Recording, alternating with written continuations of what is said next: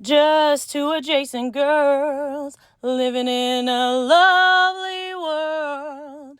They took a podcast train going anywhere, but kind of specifically through Austin, Texas. Yeah, hook 'em horns. Welcome back, y'all. Welcome to Adjacent. Today we have a lovely friend in studio. And we're going to have to bring her back. I'm going to go ahead and tell you that. Yes. We have to do the long one. We just have her for a quick Adjacent Givers update. We have Victoria from CPath in the house. Thank you for having me. I'm excited to finally be here. And, oh my gosh. in awe of what you guys are doing. I love listening. Also, the cool thing is your business area is right over here next to the walking recording distance. Walking. Yes. I went home and got props and came back. And, awesome. Yeah, we're very close. Central Austin, which is a great location for our equipment closet program. Right. Yes. So, yeah. Equipment closet. Let's go through it. So we every Monday, we're going to be talking about Light the Path. And you're going to be the first one, the first Monday in September, and we're going to talk about Light the Path. Victoria and two other moms started Light the Path. Yeah, so CPath. Yeah, CPath is a local Austin nonprofit that supports cerebral palsy population. We started grassroots back in 2013, and there was actually a whole group of moms. We had one mom who said, I just want to have a play group at the park. Let's just meet up at the park. And she baked brownies, and we would meet at the park. And then a few of us said, we want to do something a little bit more formal. Can we turn ourselves into a nonprofit? There were so many amazing organizations for other disabilities and diagnoses, and then we couldn't find anything for cerebral palsy.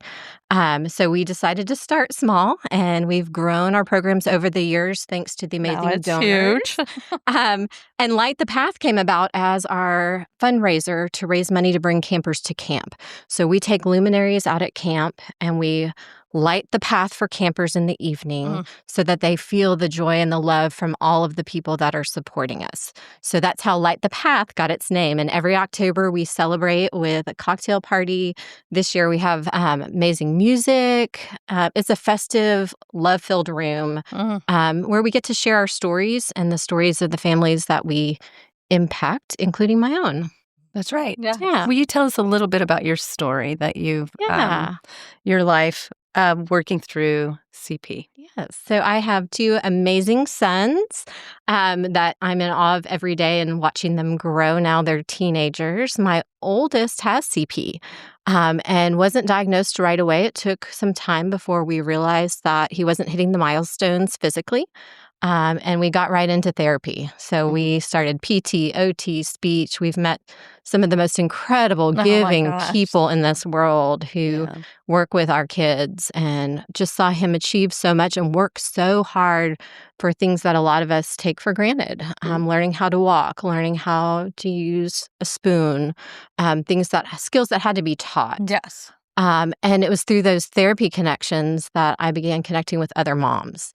And starting to feel that community and connection. And you need that. You need it can be very isolating at times. Very isolating, especially when you have amazing friends that have typical children. Still love them to death, but they're not going through all the little things that you're going through. So, and when they're available to hang out, you're now in a therapy, or you're reinforcing your days look a little different, right? Yeah. Or you're trying to get some sleep. It's a different lifestyle. It is. And having connected with some parents that had kids that were a little bit older than mine made a world of difference. It made me realize, okay, we're going to be okay. Yes. There's, light at the end of the tunnel, and everyone's path is a little bit different, but having that community and those other families to talk to and ask questions of made the burden kind of lifted for us. Yes. And some of my best friends today are because of this journey. Oh, yeah. And we've been able to help and support over 700 families in a variety of different ways along their journey, too. Yeah. So incredible. So you talked about some of the programs that you guys have created. So you have, Light the Path, you have the camp, and that's an all-inclusive camp for families so that they can come in and people can have accessibility in the camp, right? So it's a weekend family camp. We started with one in 2016 where we brought families to a fully accessible facility. So campgrounds that are built with wheelchairs, walkers in mind. And so your cabins are accessible, your activities are accessible. Now we have 2 camps. We have one in the fall that's geared more towards young adults and adults. Great. Their families, their caregivers. We've learned as our kids have grown that, CP is not just a childhood diagnosis. It's through the lifespan. And there's a lot of research now going on about care throughout your life. For a long time, it was always focused on kids. Yes. Those kids all grow up. Yeah. So fall camp has been one of my favorite programs to direct. And just the time for families to connect. A lot of times you're so busy. You're going back and forth. Camp, you can kind of slow down. You can meet other families. You can have that time together as a family unit. And you walk away, hopefully, with new friends that you can call on and visit outside of camp times, too. We've had, I think, over 900 campers come through our camp program over the years. Oh my God! Wow! I know, it gives me goosebumps. I know the camp, and we have this wonderful thing in Texas, just south of Austin, called Morgan's Wonderland, and it is all accessible area, and that's where y'all have been doing camp most recently. So Camp for All, we've worked with as well in Burton, Texas. They're building a second facility in Chapel Hill. Oh, nice. Morgan's Camp is where we've been running our camps the past few years in San Antonio, and Gordon Hartman with Morgan's initiative has really made San Antonio a destination for accessibility. Oh, my land. I just love that people are seeing the need and answering the call for that.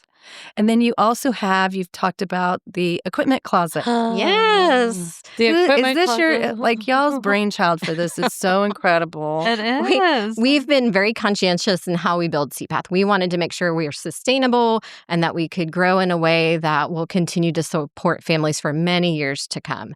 And so each time, Kelly Kroll and I both enjoy creating new programs. And so back in 2019, we said, it sure would be neat to have an equipment closet.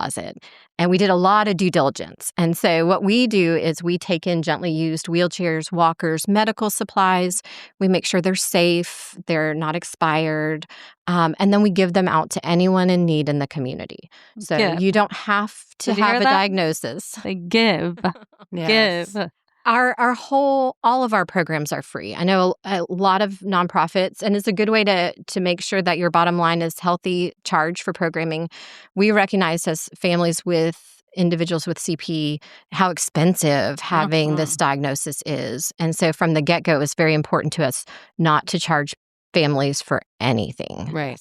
And that's where Light the Path comes in, because that's a huge fundraiser for us so that we can continue to sustain our programs. We've given, I would say more than $4.5 million worth of equipment out into the community since 2019. We're getting very close to hitting the 1 million mark for 2025 items out through our doors. That's showing you the need is getting bigger. And that was one of the questions we always got when we first opened was, will this be a program that will continue? Like, will you run out of people to give to? We have never run out of people to give to. And usually there's a wait as well. But in explaining equipment, because this was new information to me, is as a body grows, the equipment has to change. And so they're not getting very expensive equipment. I mean, let's just talk about Ben, is how many different wheelchairs has Ben had in his life, and he's not done. No. And, our first few wheelchairs were hand-me-downs, and it was that network of moms. One kiddo grew out of his chair, it got passed down to another kid, and then Ben was the third one to use that very first wheelchair, because the process of getting equipment is very long, too. The insurance process takes a long time. Yes. Often there are denials, and you have to just go back and It's ridiculous to deny. For his first power chair, it took 1.5 years and almost going to a hearing to get it approved. And that it's a $60,000 piece of equipment. So that's, it's a big one. And he's on his second one now. We'll have another one in a few years. Yeah. But it's his mobility. It's the way he gets around the community. And if it doesn't work, he's stuck. Yeah. Well, so wheelchairs are one thing. The leg braces are so expensive. I mean, there's endless equipment. And your legs change and grow all the time. Absolutely. And that is a huge expense. And then the therapies that you have to access. Yes. And it's a constant need. And you guys, your community that you have built has not only been like a lifeline to other people, it's been your comfort for each other. 100%. Yeah. And that, I think I've always loved philanthropy in high school and college. Like, it's my jam. She was a teacher, FYI, everybody. Oh my gosh, I loved teaching. And, life changes, and the level of care that my kiddos needed kept me home for many years. Sure. And so CPath was my outlet personally on, well, I want to be able to give back. Yes. And I have lived this life, and I kind of know what most people could use and the support that they need. Right. And so we've built our programs based on what we've needed. And as our kids have grown, hence the adult programming that we're working on now, it's, we started with our little play group, and it just continues to grow. The power of moms. The power of moms. Moms are amazing. Moms and are amazing. Volunteers. Yeah. Both of you guys have been instrumental on our Light the Path committee. Shelley's on our board, and just hearing all the different perspectives and learning. You are a numbers woman, and you ask such great questions, and it continues to make us a better organization. We always want to grow and learn and develop what we're doing to meet as many needs as possible. And how can people support? Sure. Tell us. You are doing so many phenomenal things. We barely touched it. Barely touched it. There's activities constantly, but we're going to be talking about this all for the month of September, and on October 1st, come out. Yes. It's going to be a fun night, Wednesday night. So you can come out at 7 to 10. Assembly Hall. We're selling tickets right now. And there are other ways to get involved. If you'd like to volunteer, if you'd like to donate, you can follow us on social media. We're under CPath Texas, which is CPathTexas. That's also our website, cpathtexas.org. We have tons of information there. Yes. Email addresses, ways to get in touch with us. We love volunteers. We love corporate volunteers. And we always appreciate sponsorships too throughout the year, not just Light the Path. Yes. And one of my big pushes as a board member is monthly donors. We are desperately looking for monthly donors to help make this program sustainable. I'm trying, my goal is $10,000 a month in monthly donors. Help. We're going to add the links into all of our notes, and that's our goal. Please help us reach that goal. You could be a $2 donor. We just need, It's so doable, especially if you have a company that you work for that do in-kind donations. They match you. Tell them, this is where my money's going. It goes to a great place. And your equipment closets that you've created go all over the world. That equipment is not just an Austin base, but it's gone to Africa. Some of the equipment's gone to different continents, and then all over Central Texas as well.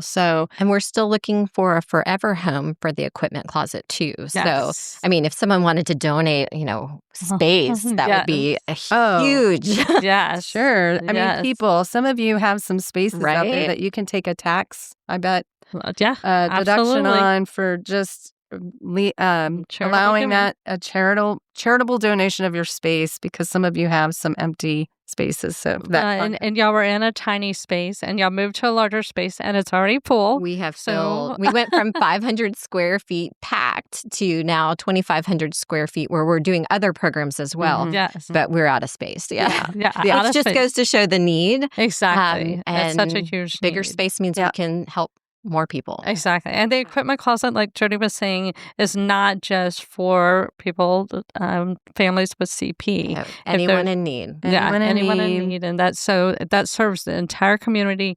This is critical. October 1st. Join us. Come join us. It's a very fun event. It is. And it's our Jody in the Wild. Yeah. The Argyles are playing for us. We have a great guest speaker, one of our Green Machines Power Wheelchair soccer players, who's amazing. Is going to share her story And then we'll have fun games and activities. And so there's a silent auction, there's a raffle, and there's a live auction. Then we also have a game, odds and evens, that we're looking at. It's going to be super fun. Be so fun. And our Contigo is catering, which is delicious. Super excited. Oh my gosh. And we have wine from Serendipity Wine. Just heard that today. And we have Milam & Green with the whiskey coming in. They're coming in. That's fantastic. Thanks, Rick. So many people make this happen. Yeah, such a great event. Highly recommend it. Now tell us about your other son.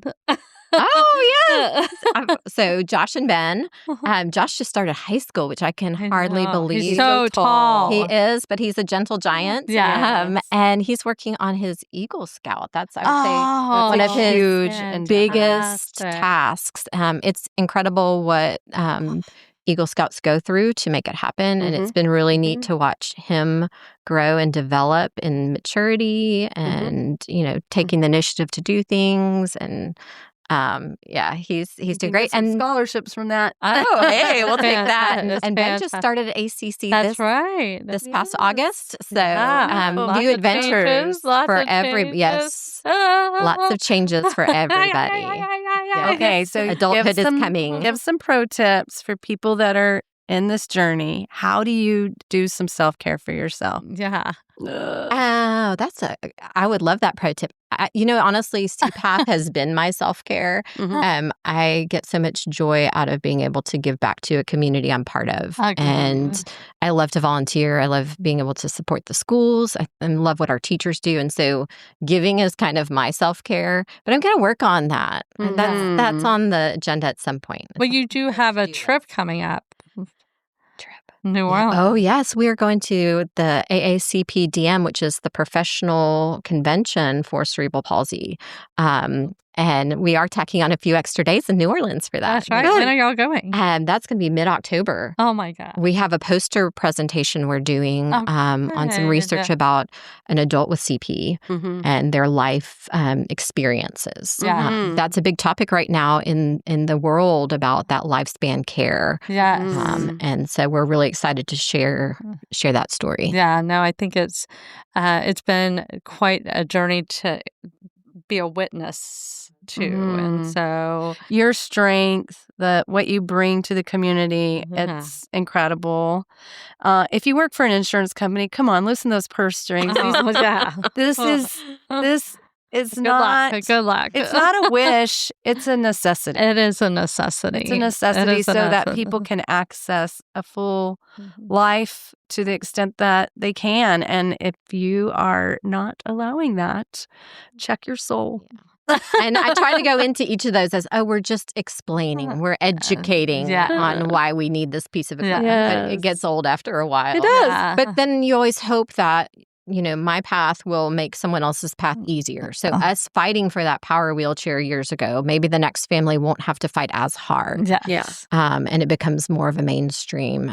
Ben's power chair goes to standing, which is an amazing feature for independence. And, walking the halls at school and, connecting just being with others. Absolutely. So it's just educating the powers that be and purse strings. Agreed. Okay, tell us some other things because we still have time. No, go. Keep going. Tell us other things because y'all have adult program and family support. Do y'all have sibling?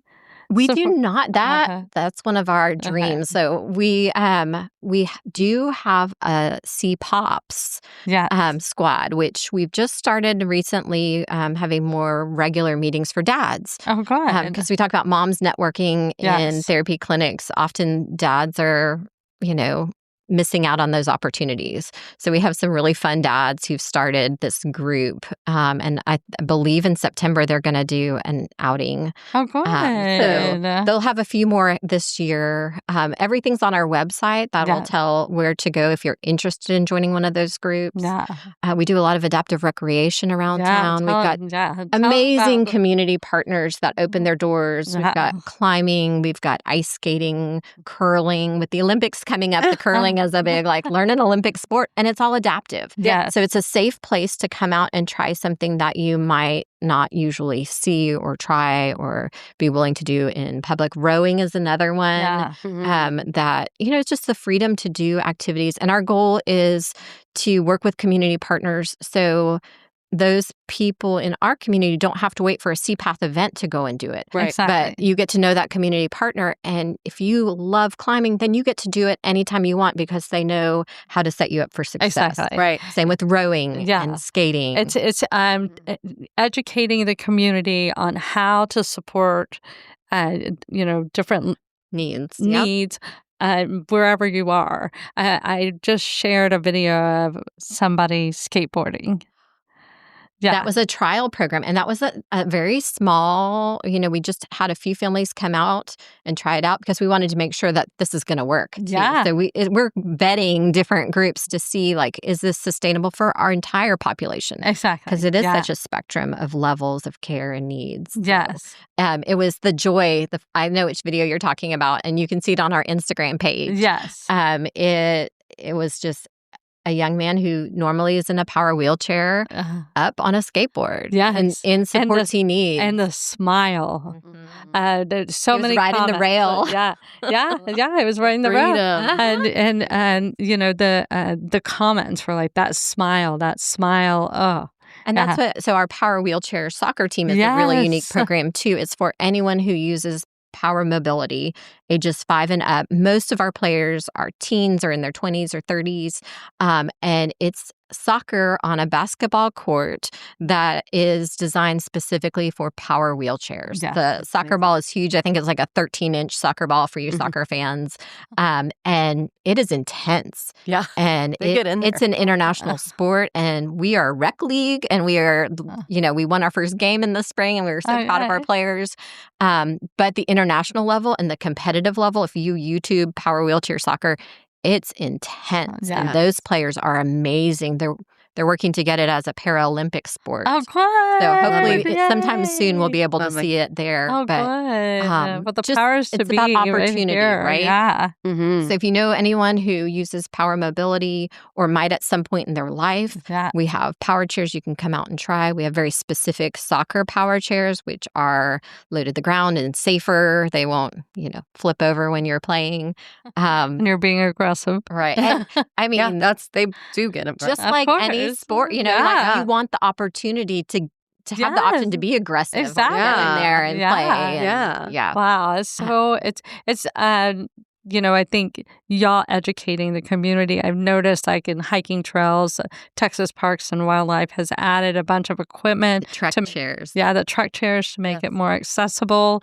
And they've been advertising them and marketing them. They've had them for a while, but they're actually Kenny Falls, big popular one. And we've been out there before the track chairs were there, and it was hard to navigate in a regular power chair. You get stuck on things, but the track chairs will take you anywhere you need to go. And who doesn't love the great outdoors, right? And the opportunity to take those trails and not just stay on the concrete. Exactly. Yeah. Oh my gosh, so powerful. I would love a video of somebody working McKinney Falls. I think that would be great for families to see that you're actually able to access it, to navigate. If anybody's out using that equipment, please record it. If you're willing, because I think that would help people understand how and just knowing how important that is for people with disabilities and the wheelchair and the power wheelchairs to have that access. Yeah. So we have to fight for everybody, out there. And ADA law is 35 years old, I think, in August this year. So, that's opened up so many doors, but there are different levels of access too and needs. And I had this conversation the other day. If you're in a manual chair and you could pop up on a curb, that's one thing. If you're a power chair and you don't have a ramp to get somewhere, you're stuck. Yeah. And so a lot of doors have been open from ADA, and I think we'll continue to need to push for more access. Agreed. Well, I remember it's mind-blowing. It took forever for the school I was teaching at to get an accessibility ramp on the front of the school. And we had this lovely woman, Miss Cantucci, come and volunteer. Her grandchildren had gone to our school. And every time she came to the school, she had to come in through the back. And when that ramp where she parked and they opened up the sidewalks, she goes, I want to go through the front door. I've never Just been like through everybody the front else. door. Oh. And we all walked her through the front door because it was like, of course. Yeah. But and being part of the committee, Light the Path and stuff, and touring different venues. We always and keep seeing, that in mind. Making sure that it is accessible for everybody has been so enlightening. And we've had to turn down venues because of access. Yeah.